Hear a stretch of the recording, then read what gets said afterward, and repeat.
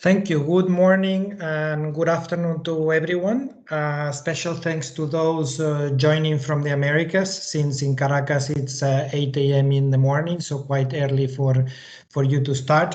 This is Angel Pascual from the Global Shelter Cluster in Geneva. And this is going to be the first session of country presentations after the Global Shelter Cluster meeting in the last 2 weeks, and following the last presentation from Palestine Cluster 3 weeks ago. So we have the pleasure today to introduce the cluster team. We have Adriana Duran, the cluster coordinator, Adriana Ramirez, who is the IM officer, and Emigdio Filardi, who is the shelter assistant. And I know we have also other colleagues from Venezuela in the call. So welcome all. Just to say that this cluster started in 2019, so it's fairly recent and it's quite an unusual setting. So it's quite interesting for everybody to hear the different perspective that we may have from this cluster in Venezuela. So with this, I would like to hand over to Adriana and the team to introduce themselves first, and then you can start the presentation. Just to say that the presentation will take approximately half an hour to 40 minutes, and then later we will have about 20 minutes of questions and answers that all the team will be able to respond. So thank you very much to all. Thanks for joining again. And Adriana Duran, please go ahead, and thanks for joining. Thank you, Angel. Thank you very much, and welcome to everyone. And thank you very much to the Global Shelter Cluster for this space. We are honored and happy to be part of this presentation about Venezuela, and we are delighted to share our experience with all of you. As Angel mentioned, our team members are Adriana, the information manager, and Emilio Filardi, who is our technical shelter assistant.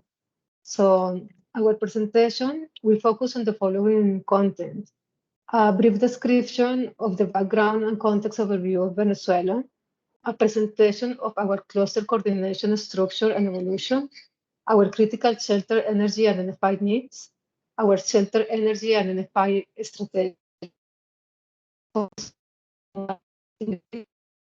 energy we are facing, and some lessons learned. So let's start with the background context overview. As you may know, Venezuela is facing an unprecedented economic contraction. The hyperinflation has affected purchasing power. From January to December 2020, hyperinflation has increased by a cumulative of 3,000%, impacting access to food and livelihoods. As an example, this picture shows the amount of banknotes that need to be paid to buy a chicken. As a result of the economic crisis, the population has experienced reduced access to healthcare, education, water and electricity shortage, and increased levels of insecurity. Many businesses have to close or reduce their activities. The situation also extends to the shelter arrangement. This is a consequence of the limited economic capacity of the most of the person on the move. They are not being able to access decent housing and are potentially fostering overcrowded homes or living in substandard conditions. People live without access to basic service or in shelters built with materials far below the standard. Human mobility is a phenomenon, it's quite complex also in Venezuela. The ongoing political and economic situation in the country has led to the outflow of more than 5 million Venezuelans in other countries in search of better conditions of life. Since 2019, but especially with the COVID-19 pandemic in 2020, an influx of Venezuelans returnees led to a corresponding escalation in human needs, including the needs for state-led temporary quarantine shelters. These shelters need assistance to comply with the census requirements. Another dynamic that adds complexity to the human mobility in Venezuela are the pendular movements. People cross the frontier with the purpose of moving out of the country to develop economical activities, often moving and returning through irregular and insecure paths that led to multiple protection risks. Also, the country is affected by a deterioration of essential services, including power outage and limited access to fuel and domestic gas bottles. This leads to massive use of firewood for cooking, and it impacts health and environment. Essential services as electricity, water, domestic gas, and telecommunication have experienced greater failures during 2020 and 21, strongly affecting living conditions, especially for the most vulnerable population.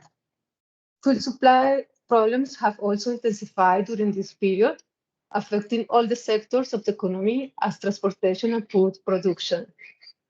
The lack of fuel has negatively impacted daily activities and human mobility trends. COVID pandemic also has exacerbated the ongoing crisis in the country. Today, official reports stipulate that there are 262,000 cases of COVID and 2,900 deaths. COVID-19 has generated a new complex humanitarian challenge, including the phenomenon of people returning to the areas of origin. Temporary shelters arrangements, including the government-led Puntos de Atención Social Integral or PASI, were established mainly in border locations to support the influx of individuals and families. People have access to a variety of shelter conditions, non-food items, and different levels of essential service. We will see later in the presentation how the cluster was focused to respond to the COVID-19 challenges. Now, we are going to present the cluster coordination structure and evolution. At the left side, from the top to the bottom, we can see the humanitarian architecture established in Venezuela in 2019. At the top, we have the humanitarian coordinator, followed by the humanitarian country team. And in third line, we have the intercluster coordination group, where a cluster has been activated. At the bottom, we can see 4 field coordination hubs established by OCHA in 4 main cities as Ciudad Guayana, San Cristobal, Maracaibo, and Caracas. At the right side, we can see the cluster coordination structure. At national level, there is the cluster coordinator with the cluster team composed by 1 IM and 1 technical center assistant. And we have 2 subnational clusters that have been activated in Táchira and Zulia. The subnational cluster coordinators are the current UNHCR head of field office, and they have a dual hatting role. We would like to emphasize that the intercluster integration has been very important in the response to COVID-19 in this multi-sector emergency. It is important to note that national and subnational structures coordinate efforts, and we will see in the following slide that. So the Venezuela Shelter, Energy, and Elephant Cluster is composed by 46 humanitarian organizations, 32 national NGOs, 11 NGOs, international NGOs, 2 UN agencies, and 1 observer, the Red Cross. The cluster at national level coordinates with the subnational clusters and other subnational coordination structures, such as in Apures and Barinas, that there is the intersectoral group, and Bolivar with the UNHCR field office. On the map, we can see the geographical coverage of the subnational clusters in the West region, in Zulia and Táchira in the border with Colombia, and Apure Barinas intersectorial group covering the southwest of the country in the border with Colombia, and Bolivar covering the region at the border with Brazil. There are specific challenges on the coordination architecture in Venezuela. In first place, there are risks associated with overlapping efforts between subnational clusters and coordination hubs, shown in yellow, as you may see in the slide. Secondly, the geographical coverage is not homogeneous. In some regions, there are no subnational clusters activated. To deal with this challenge, a fluent communication between involved actors is a key factor. Now, regarding the cluster evolution, we present a lifetime from the beginning of our activation as a cluster with the critical moments of our evolution. We were officially activated as a cluster in July 2019, including the subnational cluster in Táchira, and in this year, the HRP was published, but all the shelter activities were under the umbrella of Protection Cluster. During this period, the cluster made 7 field missions in the country to identify the needs. And during the same year, we create a working group for the revision and standardization of the contents and technical specifications of the basic NFI kits. Then COVID-19 made its apparition in March 2020. As a response to this emergency, the cluster participated into the elaboration of the intersectoral plan for preparedness and attention to COVID in April. The strategic advisory group was established in the same year, 2020, and due to the increase of spontaneous returns in June 2020, the cluster assumed functions related with CCCM. The CCCM was a proposal from the Humanitarian Coordinator to assist and support the authorities in the management of temporary shelters arrangements created to receive the returnees. And finally, on 2020, the HRP was published and we were included as a formal cluster. And at the end of the year, in December, the subnational cluster in Zulia was activated. And due to the COVID pandemic, the missions to the field were reduced. And now in 2021, the strategy of the cluster was reviewed and approved by all partners with a focus on 4 main areas that we will explain later during this presentation.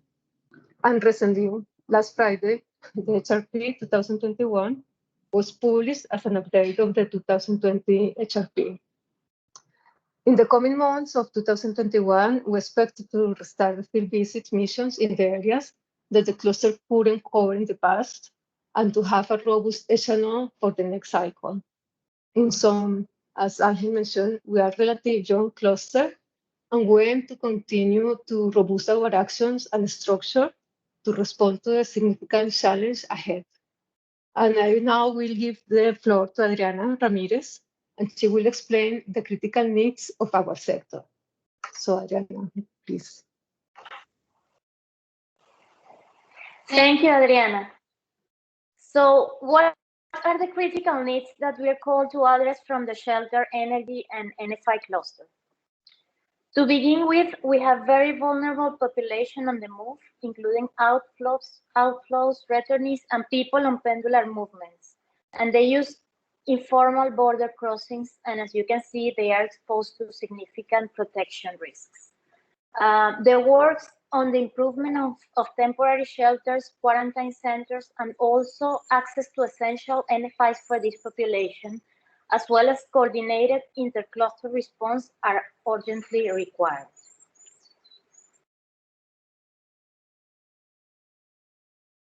Given the effects of the crisis, the most vulnerable population is not able to access decent housing conditions, often living in shelters built with materials far below the standard. Vulnerable people who move to urban or border areas looking for improved essential services and livelihood opportunities potentially foster overcrowded homes with inadequate shelter conditions. Host communities are thus affected by this movement, leading to an escalation of protection risks.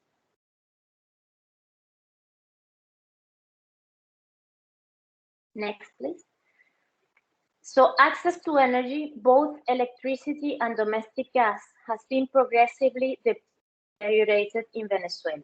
This is impacting the ability for people to perform daily activities essential like cooking, accessing to water, means of life, and communication. Access to electricity and proper illumination of spaces is also having an impact on protection rights, security, and even on gender-based violence. Energy is an urgent priority, especially in remote communities hosting the most vulnerable population, including indigenous communities. Flooding has been a persistent phenomenon for years in Venezuela. In 2021, the National Institute of Meteorology and Hydrology estimated that rains will be above the average and that rainy season will be extended. Heavy rains in different areas of the country have caused communities to be isolated and have also brought as a result increasing number of diseases, including malaria, dengue fever, diarrhea, and even snake bites, among other health issues. So proper shelter, critical NFIs, and work in liaison with other relevant clusters and relevant authorities are needed to prepare and respond to these predictable coming new disasters. And to sum up to the needs, community centers, health centers, and other institutions like schools, protection institutions, safe spaces networks that provide essential services to the most vulnerable communities have deteriorated significantly and require infrastructure repairs and NFI distribution. The picture, as you can see, shows the abandonment of some institutions that have faced as a result of the economic contraction, aggravated even more with the effects of COVID-19 pandemic. Repairs, constructions, and improvements for community spaces and institutions providing these essential services are required.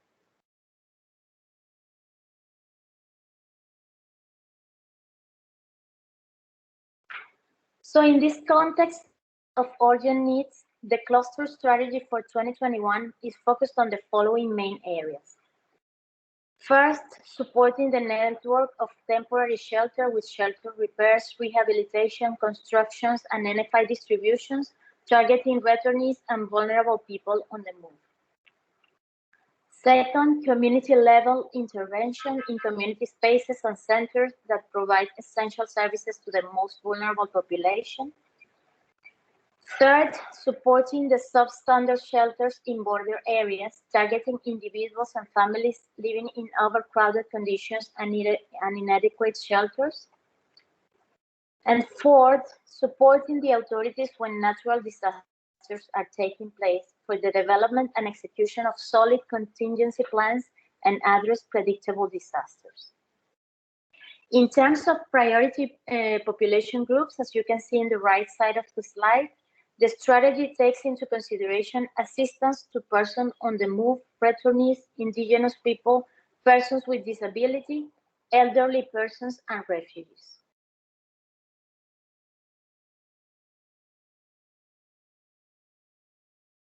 And last week, after several challenges, the HRP 2021 was published with the overall response for Venezuela, and it's aimed to reach 4.5 million people in prioritized states, requiring $708 million.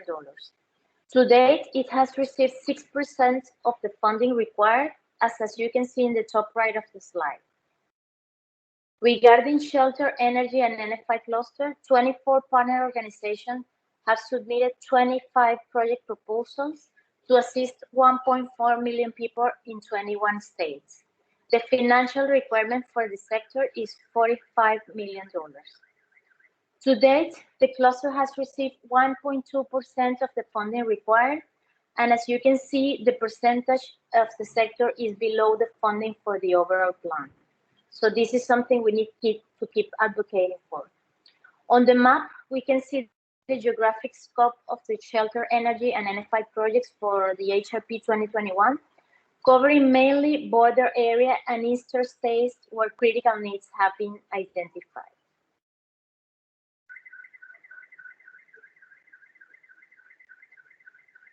So what has been achieved so far? By the end of May 2021, 268,000 people were benefited from the cluster energy and NFI activities, representing the 19% of the goal of 2021. And these results should be accelerating in the coming months with the recent publication of the HRP 2021 and the coming fundings. Most of the beneficiaries are concentrated in states associated with border crossing with Colombia, Brazil, Trinidad, and Tobago, as well as in central states. There are still, though, important gaps in vulnerable communities with difficult access. We're currently working on overcoming this challenge. Regarding numbers, we are highlighting in the community response the installation of 86 RSUs, and the installation of 110 street solar lamps. We will see more in detail on the response of the cluster in the coming slides that will be presented by our technical assistant, Emilio Pilar.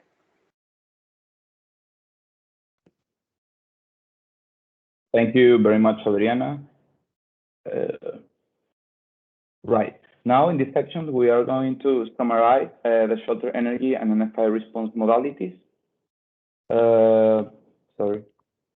The first response modality is the repairs and construction of temporary shelter arrangement. Here we can see in the pictures the before and after of the repairs and rehabilitation of a temporary shelter arrangement for people on the move. This project is located in Táchira State, in the border with Colombia. With this type of interventions, the person on the move have access to a safe and dignified space with better access to essential services, significantly reducing protection risk. Another response modality is the repair and construction of individual shelters. In this example, we can see an improvement of the shelter condition for vulnerable families in Apure, El Amparo, in the border with Colombia. With this project, 153 shelters were benefited from construction materials and roof repair activities. This type of intervention modality helps to improve dignified shelter and privacy for vulnerable families in prioritized states. In the next slide, we can see another example of the repair and construction of individual shelter. We can see the pictures before and after. This was a project focused on wall repairs and rooftop repairs too in Miranda State and El Ingenio community. 10 families were benefited from these activities. Another modality is the installation of RSUs, refugee housing units, to support health facilities. This kind of intervention of response modality has been one of the most important response during COVID-19 pandemic, helping to prevent the spread of the virus by separating trade areas and quarantine areas in health facilities. In this case, we can see a former recreative center called Los Caracas in La Guaira transformed in a trade area for positive cases during COVID-19 pandemic. Another response modality is the installation of RSUs as temporary shelters.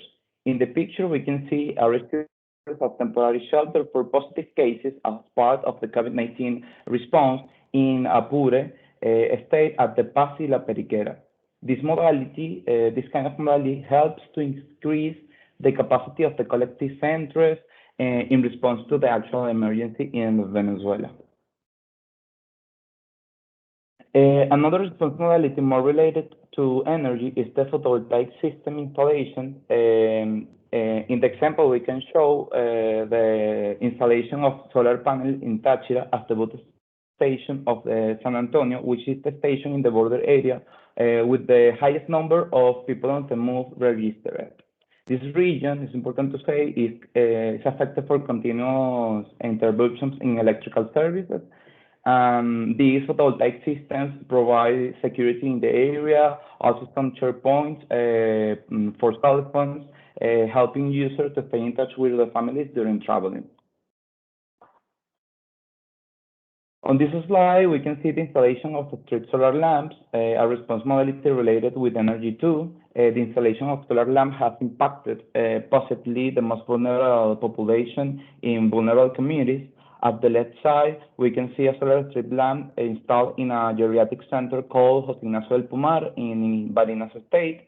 On the right side, we can see the installation of a street solar lamp in a community space in Táchira. Now, aligned with community-level interventions defining our strategy, now we present the modality of the repairs and construction of community spaces.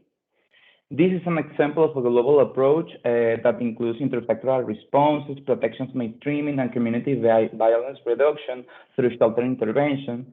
This project, as we can see, includes the installation of street solar lamps, the recuperation of a public space through a community soccer field in San Antonio, Táchira, close to an informal border crossing, and help to reduce several protection risks. In the next slide, we can see another example of the repair construction of community spaces, the before and after in a community center in Miranda State. Now, another response modality is the distribution of basic NFI for people on the move. Persons in situation of human mobility are in need of particular NFI. This NFI has been standardized by the cluster as a familiar kit and individual kits, including COVID-19 critical prevention items, items of hygiene, items for sleeping, for protection against common diseases, including mosquito nets and repellents. The picture shows the distribution of NFI for people on the move in a poor state. Continuing to present NFI distribution, now we have another response modality, is the distribution of basic NFI for vulnerable population. NFI distribution is made prioritizing the most vulnerable population, as we can see in the picture, people with disabilities, elderly persons, and indigenous people too. Finally, the last response modality to present is NFI distribution for people affected by natural disasters.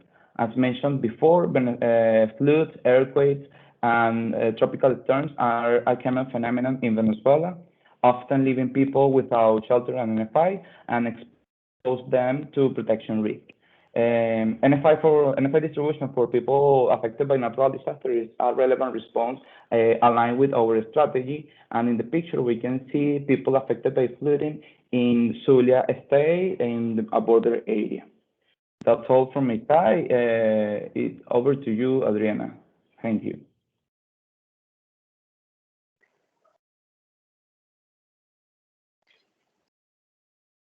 Thank you, Emilio. Now we're going to summarize the key gaps and challenges of the Venezuelan operation. First, security conditions. Humanitarian operation in Venezuela needs to deal with the presence of irregular armed groups, vandalism, and other significantly security threats. Alternative energy sources. It is our challenge to strengthen the capacities for local organizations to be able to integrate alternative energy generation systems in the response. Operational level.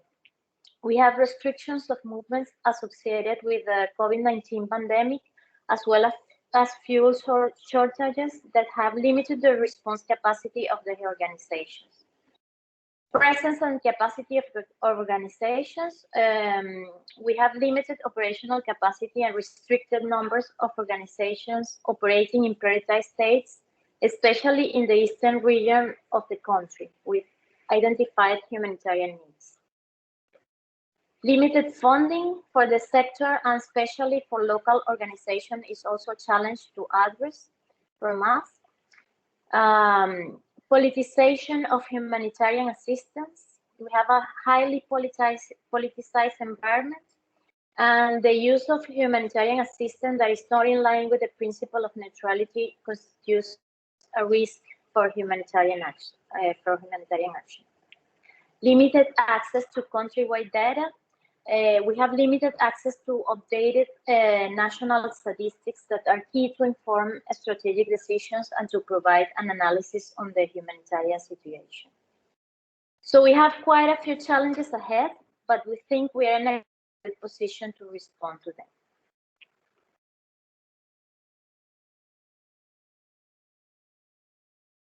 So what have we learned? We have learned that liaison with authorities is critical for success. In the COVID-19 pandemic, the government has required humanitarian assistance, and this request has been critical for an increased humanitarian access. Natural disasters will continue, especially this year and probably in the years to come, and we need to be ready for this. We recognize that the constitution of subnational clusters are key success factors for shelter response in Venezuela, and we also recognize that there are local challenges still in place to coordinate with several coexisting regional structures. Finally, we still need to strengthen our strategic advisory group in order to make the most use of their technical expertise in decision-making and advocacy strategies.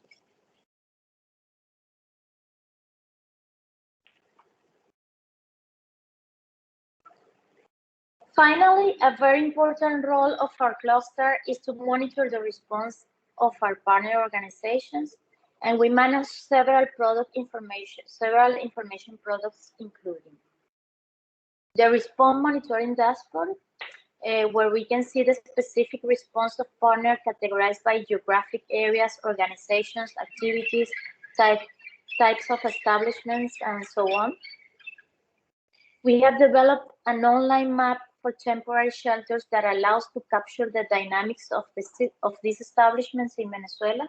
And this is quite changing in the last year, actually. And we monthly update the fact sheet highlighting the most relevant elements of needs, response, and challenges in the cluster. All this information is available in our site in the shelter cluster for Venezuelan operations. So with this, I thank you for your attention. I give the floor to Adriana Duran, our cluster coordinator, for some final remarks. Thank you very much, Adriana. So getting to the end of our presentation, we want to look forward and share with you a few ideas on how you, as part of the global cluster and part of the shelter community worldwide, can contribute to Venezuelan response. First of all, we think we need to put the global capacities at the service of local partners. They need to make use of their knowledge on the local context and build on their expertise to make the most of the shelter energy and NFI response.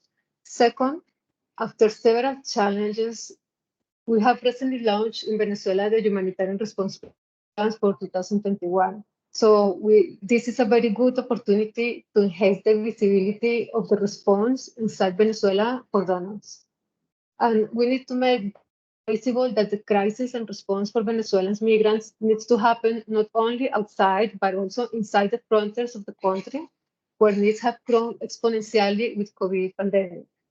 And third, for us, being one of the youngest clusters for Venezuela response, it is important to advocate for shelter response and ensure proper resources are placed to our sector, shelter energy and NFI within Venezuela.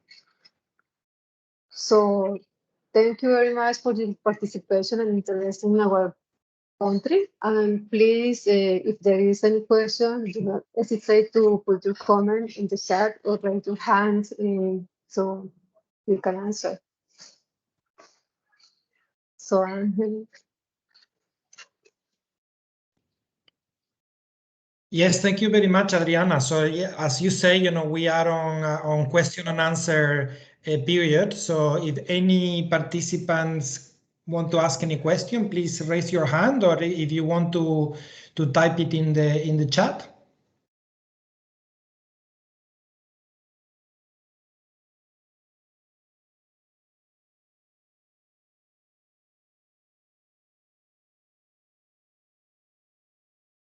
Or was it so clear that there are no questions?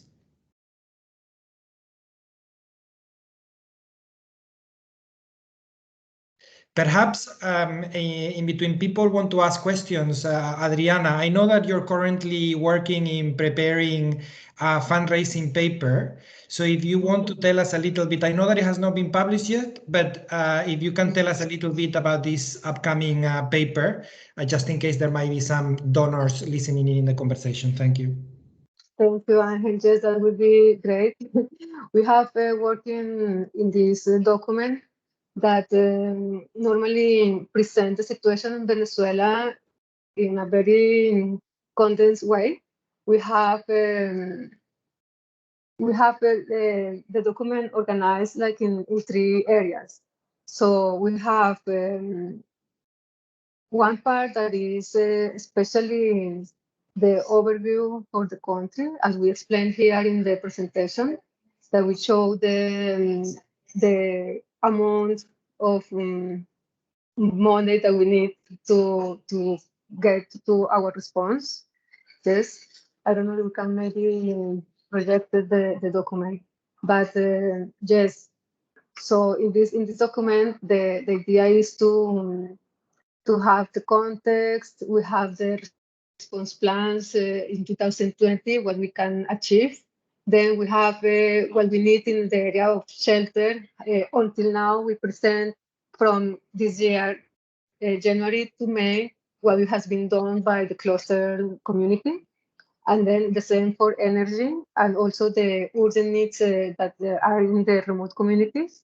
And we have also the non-food items. So we separe in our three aspects. And also we present in this document the main challenge.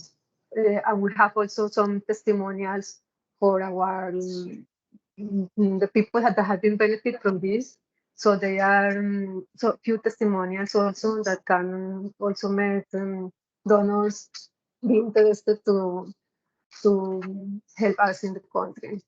So basically, that are the lines of the document. We hope this will be shared soon. And I think this is from my side. I don't know if some question about that. Thank you very much, Adriana. Omar Alargagui, you have a couple of questions. Please unmute yourself and ask yourself. Yes, thank you. This is Omar from Human, guys. I just wonder how the politicalization of assistance was captured and observed, because I think it's applicable in other countries, but it's like under table. They're not. You cannot report them officially because Exactly. proofs. So if you can provide us with kind of examples how this is captured and observed. Thanks and over. Yes, thank you, Omar, for the question. Indeed, here is kind of a situation a little complicated because sometimes the use of humanitarian assistance for political purpose, we are in line with the principles of neutrality and operation independence by partners organizations. But in some places, some politicians take these activities as their politicians propose. Yes, they in some cases, for example, there were direct delivery of assistance and NFI distribution, and we try to mitigate this to be present in the area, yes, and to explain to the population that is not a political issue.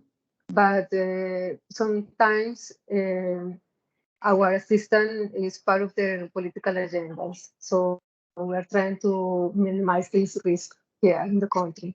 So I don't know if I answered the question, but that's also some cases here, especially now that are the period of elections. So that's start again. So yes, this is a situation that we're trying to reduce the risk. Thank you very much, Adriana. I mean, of course, every country has its own complexities, and Venezuela, like most others, have their own particularities. I have one particular question to ask simply because of the name of the cluster. Yes. It's the only cluster at the moment that names energy as part of it. And if any of the three of you wanted to answer what are the particularities of the importance of energy being part of this cluster. Thank you. Thank you, Angel. Yes, we can complete with my colleagues. But here, as you may know, there was a really short cut or the electricity get down for days. Yes, and here the people was, they said, like victim because all the items, the frigos, televisions, all their apparatus, all these elements get down and also were damaged. And also the food were damaged because they cannot have this cold chain. Yes. So there was a huge problem with electricity, these cut-offs, and is why there is only also one place in the country that is the one who generates all the energy for all the country. That is the embalse del the Guri. So this is the place that is taking all the energy for the country, and then it happens this situation of blackouts. So it's why we put this element as important also, and not also this, but also the system of cooking here. People are using, as we said and we mentioned, the firewoods, and this is producing health issues. So it's why we consider important to put this element energy into our title. So one is one of the reasons. I don't know if you or Adriana want to complete this question. Thank you, Adriana. Indeed, energy is a quite important part of our response, and because all of what Adriana was mentioning, but also we have areas in the country that are that don't have access to the national network of energy, and this includes indigenous communities and other vulnerable people that are without access to energy. And this is a very important opportunity for us to provide greening solutions for energy. So this is definitely a very important response at the moment, and it's also affecting people's lives, daily lives, and also their access to the most essential rights. So definitely it is a very important response for us. Thank you for the question. So I would like to add something aligned with my colleagues. The impact of the power shortage has affecting another essential services, water source, healthcare, education, and for us, for the cluster and our partners, energy activities are main and are focusing this year in this kind of activity to improve and to guarantee better access to energy in two main areas, electricity and energy for cooking through renewable sources. That is the main focus of the cluster this year, and is aligned with our strategy in the 4 areas that we present before. Thank you. Thank you, Emilio. Omar, did you want to ask another question related to energy? Yes. I think the energy, is it a sector specific or subsector? Because my second question was like yours. I wonder how this was accompanied with the shelter and advice. Is it a subsector or a specific sector? Thank you, Nova. I will answer that is in our response. So we included the energy as a main important point in our response.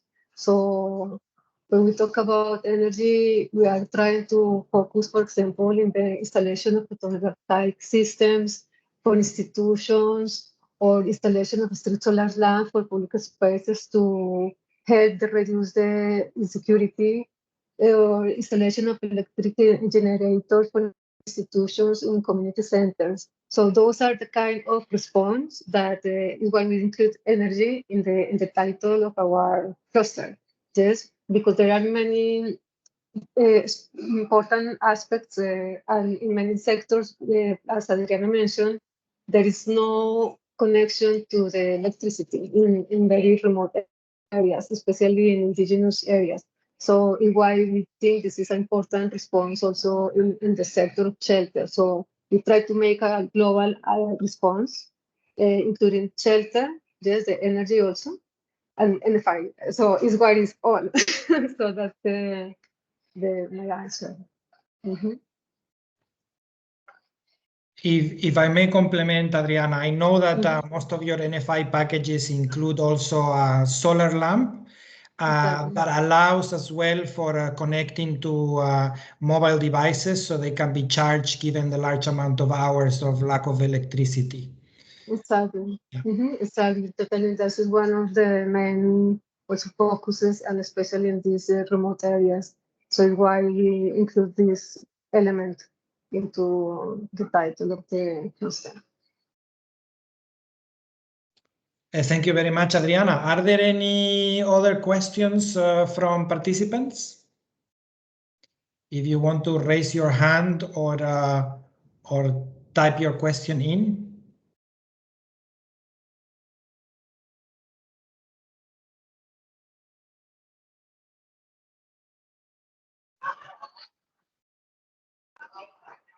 So if there are no more questions, is there anything else, Adriana, you would like to add, or anybody else from the team? Yes, no, thank you, Angel, for this opportunity. And thank you very much for all for your attention. So I think that's all from our side. And hope to keep in touch with everyone who has any question. I'm happy to be here with all of you. No, just I'll take the opportunity to thank you all and the team, the three of you, for the excellent work having been done for the last couple of years, that I'm sure it has not been easy, and mostly because the cluster started from scratch, not only in a difficult context, but also where there was very limited number of partners. So it's very positive to see that there is response ongoing, that the number of people assisted is increasing dramatically compared to previous years. So that's proof that the great work that the team is doing there. So thank you very much to all of you, and also thank you for the support of the UNHCR operation in the country, for supporting the team and having you there. I also take the opportunity to ask everybody who's joined the meeting to say that, as you know, the Global Shelter Cluster meeting finished last week, but we would like everybody to give us feedback on the meeting. So our colleague Renee is sharing right now in the chat the link to the feedback questionnaire, and I would appreciate if you could take just literally only a couple of minutes to answer the questionnaire if you haven't done so already. Other than that, thank you very much for the super interesting presentation, and we look forward to see you next week. We have a question from Alex from VHA. Yes, the presentation has been recorded, and it will be posted on the Global Shelter Cluster Meeting 2021 website under cluster presentations. We will share the link to the presentation, as well as the video recording and any other information that the colleagues from the Venezuela cluster may like to publish on that page. Yes, thank you, Alex, and thank you, everybody. Thanks for joining.